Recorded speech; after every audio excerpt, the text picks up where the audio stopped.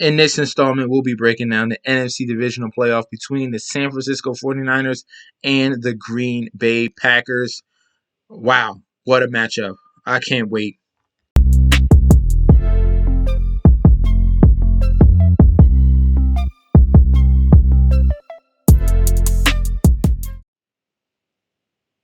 Welcome back to the channel. It's your boy Chef D, and I'm here to give you the winning ingredients for your Saturday night showdown slate between the San Francisco 49ers and your Green Bay Packers. Much highly anticipated matchup here we got going on between Jimmy G and Aaron Rodgers. Okay, we get Rodgers and the Packers and another. Oh my God, we're doing this again. We're doing this Green Bay thing again. We really are. Okay. All right. Here we go. We're going to break this thing down, all right? Single game showdown. Aaron Rodgers, will he make it to the Super Bowl? I know you want it, but we will see. All right, let's start off with the captain position. All right, Shanahan has some very good successfulness against this Green Bay Packers team. This Green Bay Packers team, year after year after year after year after year, they have defensive problems, okay? And it's the same thing that's probably going to happen in this game. And they can't stop the run. They can't stop. Every year they have this problem. They can't stop the run, okay? They cannot stop the run. We're looking at fantasy points allowed to running backs. They're giving up. They're 11th and 12th ranked, yes. But they're 11th and 12th ranked, but they're giving up 4.8 yards a carry? What? What? This is why you got to look at the numbers, man. We're starting off at the captain position, and we got a ton of ways to go. We got plenty of ways to go. Obviously, Devontae Adams is a smash spot, but there's some more. We got Deebo Samuel, but there's some more. We can go even cheaper. Let's start off with Elijah Mitchell. All these guys here are going to be top tier captain spots. Okay? With this San Francisco 49ers offense, with Kyle Shanahan, he has like a mega mind, okay? This is not a regular running offense, okay? They do end rounds. They'll bring in the tight end. They'll bring in the wide receiver, Deebo Samuel, to run the ball. It's very complicated. Excuse me. It's very complicated here. They'll use Eli Mitchell as a battering ram. Look at these attempts each and every week. 27, 21, 22, 27. They're not going to get away from the running game. The running game is elite. Okay? Even if they're down, they're going to bludgeon you with the running game. You better be ready in the trenches. So, if I'm leaning somewhere, I'm going number one with this running game. We're going to start off with Eli Mitchell. The amount of touches he's getting in the opportunities, plus receptions, he's still getting 5 receptions, 3 receptions, 2 receptions. He had 2 targets, 1 reception in the game against Dallas, but they are using him at a very high clip. Very high clip. That's what I want, opportunities with these high-priced players. And if I'm looking at a price value of only $12,000 at a captain spot, someone that's going to probably see the ball almost 30 times, we're going to go with Eli Mitchell against the defense that's giving up 4.8 yards a carry. That's horrible. That's not good, especially against Kyle Shanahan. Next, captain's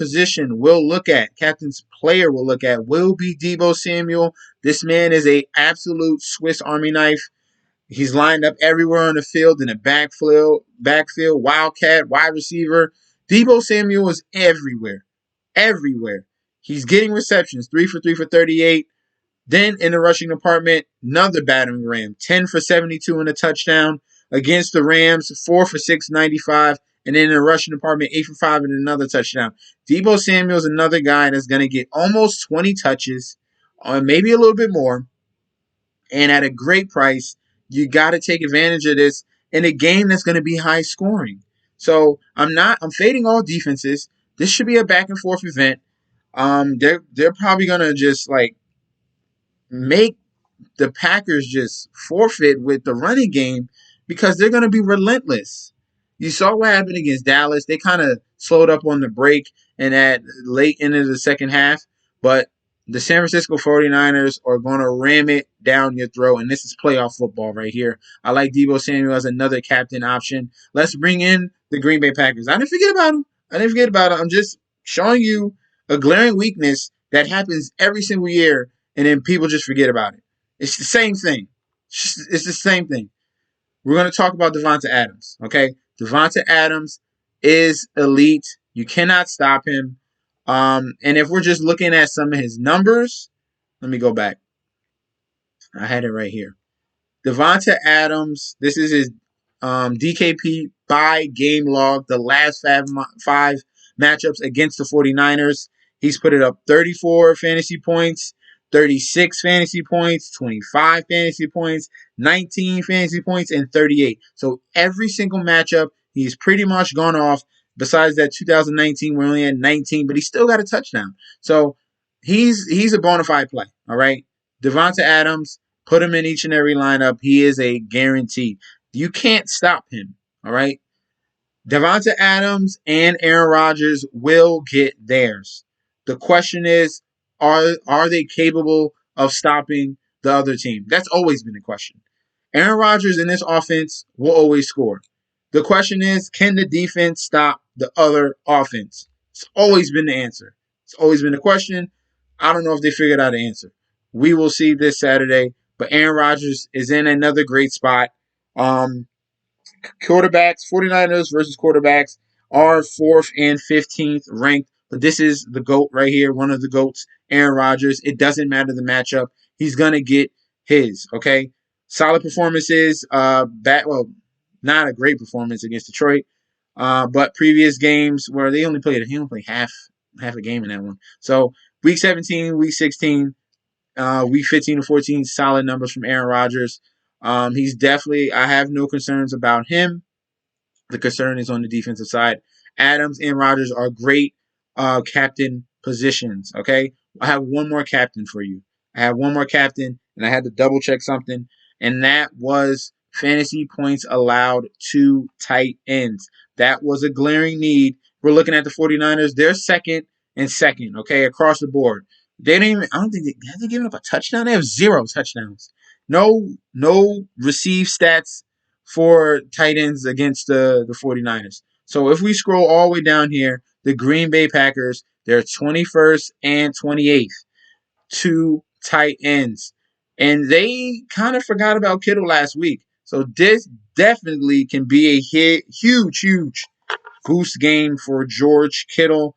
He's kind of going along on the wayside, obviously, because they're running the ball so much. This is why you see a lower number of receptions and targets from Kittle, is because he is an elite blocker as well. So you see all of this running offense that they have. They're keeping George Kittle in there to block. He's an outstanding blocker, but this is a game that he can exploit this secondary. They struggle against tight ends. This is a very sneaky option at a captain spot. He can definitely take over the game. This is someone not going to be highly owned at that captain spot. I think you get really sneaky with this one because George Kittle still is a top tier tight end. It's just that he's a great blocker as well. So I can see them drawing up some schemes where they could do a tight end screen in some situations. Try to really get Kittle involved in this game and really put all their weapons on a field. And the 49ers have way more weapons than the Green Bay Packers. Let's be honest. The Packers, Aaron Rodgers, Aaron Jones, okay. And then Devonta Adams, yes, of course. But everyone after that is no. 49ers side, you got the running game with Eli Mitchell. You got Deebo Samuel. You got Brandon Ayuk that can take one catch and take it all the way to the end zone. You got George Kittle. It's a lot to handle. It's a lot to handle. San Francisco's are red hot, and I like George Kittle as another captain option. All right, let's move over to the flex plays. The first flex play I will speak about will be Aaron Jones. Between Aaron Jones and A.J. Dillon, they're going to have to get They're going to have to establish their running game. Aaron Jones is a dual threat. As you can see, he's been very consistent in the receiving department. Week 17 and week 16, 5 for 6 for 30 and 5 for 6 for 21 against Cleveland in that game. Putting up some decent numbers here, double-digit fantasy points for the last 5 weeks. They're going to have to lean on this running game. Hope maybe if they want to slow down the San Francisco 49ers offense, or just to establish their home field advantage, really tire out the defense on the other side. So Aaron Jones is definitely going to be someone we can focus on at a flex position. Let's continue going on down. Jimmy G. Jimmy G is going to be an option just because I'm looking at the numbers. Fantasy points allowed to quarterbacks. Let's go. We're going to go all the way over here. Fantasy points allowed to the quarterbacks. The Packers defense has struggled. Their end stretch, they have struggled. Okay, we're looking at this.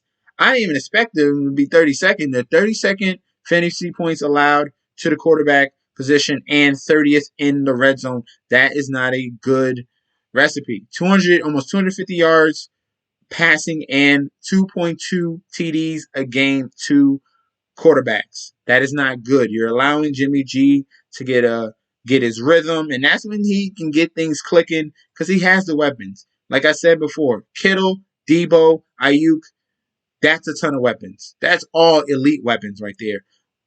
Green Bay is gonna have a very tough time if we're looking how they finished at the end of this season. I'm gonna scroll down to the Packers defense, and this was another question mark. We're going to the game log. They allowed 37 points to Detroit. That Minnesota game they blew out, but then they allowed 22 points to the Cleveland. They allowed 30 points to Huntley in the freaking Baltimore Ravens, and they allowed 30 points to Chicago Bears. What? They did not finish strong at all. The Packers defense, another question mark right there. And if you want to question Jimmy Garoppolo, that's fine by you. But this man is a winner. I'm going to put him in the flex position because he has some upside. I like the matchup, and he's a winner. 31-15 in his record with the 49ers. And if we go to playoff games, he is 3-1. Okay, this man is a winner. Jimmy G just wins. He just wins and wins. It doesn't matter where he goes. He did it with the Patriots. He's doing it over here with 49ers. As much as you hate him, as much as he occasionally throws an interception, he's been very, very solid for this team. Okay? So we got Aaron Jones. We got Jimmy Garoppolo. Don't forget about Brandon Ayuk. This man is another speedster, another yak artist that they got in their arsenal. Brandon Ayuk been finishing the season very strong. For our last 5 games, over double-digit fantasy points. Hasn't gotten the touchdown since that game against Tennessee, but that definitely can turn around against this 32nd ranked defense against quarterbacks. So Brandon Ayuk, another gem we can focus on in that flex position. Let's continue on down. Allen Lazard at 5,600 can be another guy for you in the flex. The number 2 option right now in the receiving game has a really, really nice connection with Aaron Rodgers. Finished the year strong. Look at these touchdown numbers. 2 against Detroit, 1 against Minnesota, 1 against Cleveland. Didn't see much action against Baltimore, but then came back in that Chicago game with another touchdown. All right. So that is 5 touchdowns in the last 5 weeks. Allen Lazard is definitely a sneaky play at his current price. They also have Marquez Valdez-Scantling. He is mostly the deep guy. Currently, he is questionable right now. He was held out of practice. So we're going to wait and see on him. If they lose him, they lose one of their main deep guys, and that's not a good sign going in this game. You want all the options you can have, really stretch the field and open things up for the whole entire offense, okay? So we'll wait and see on that. They also have A.J. Dillon, their battering ram of a running back. And if they can, try to get this offense moving, obviously in the passing game, they can definitely go to the 2-headed monster and Aaron Jones and A.J. Dillon. Bigger back, big, wide body, similar body type to Derrick Henry. This can be an X factor right here.